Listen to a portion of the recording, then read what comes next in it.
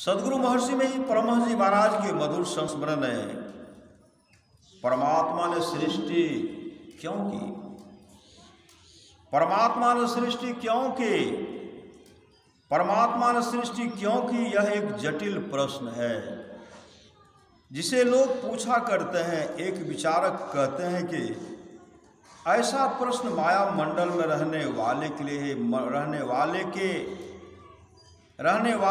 मन में उड़ता है। माया मंडल से ऊपर उड़ जाने पर यह प्रश्न नहीं उड़ता। दूसरे विचारक कहते हैं कि जिस प्रकार भाप में जल और जल में बर्फ बनने की प्रवृत्ति है, उसी प्रकार निर्गुण परमेश्वर में आंशिक रूप से सगुण बनने की प्रवृत्ति है।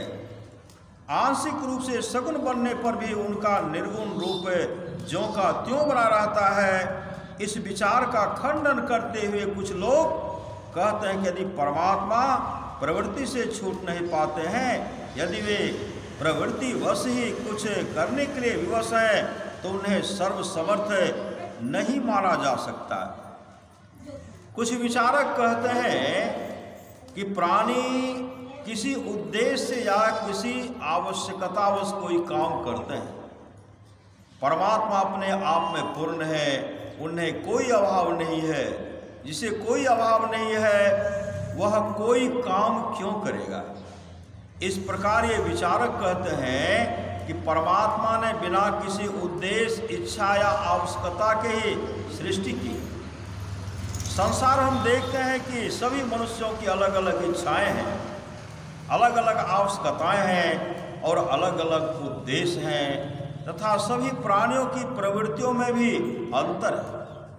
यदि कहें कि सभी प्राणियों का एक ही उद्देश्य है, सुख की प्राप्ति करना, और इसी प्रकार परमात्मा की सृष्टि करने के पीछे उनका सुख प्राप्ति का उद्देश्य है, तो यह कथन भी गलत हो जाता है।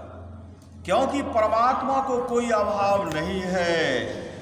वे सर्वशक्तिमान, सर्वशक्ति संपन्न हैं, उन्हें कोई दुख नहीं हो सकता। दुखी प्राणी ही दुखों से छूटने और सुख प्राप्त करने की इच्छा तथा प्रयत्न करता है। कोई कहते हैं कि परमात्मा में सृष्टि करने की मौज हो जाती है।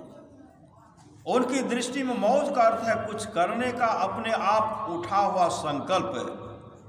जिस प्रकार कोई आदमी बैठा हुआ एकाएक उनके मन में मैदान में टहलने की इच्छा जग जाती है और वह टहलने के लिए निकल पड़ता है, उसी प्रकार परमात्मा में सृष्टि करने की मौज हो जाती है।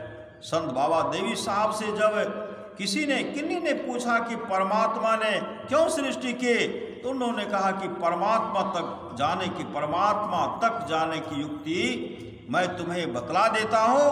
तुम युक्ति का अभ्यास करके परमात्मा तक जाओ और स्वयं उनसे पूछ लो कि उन्होंने सृष्टि क्यों की है। श्री सदगुरु महाराज की जय।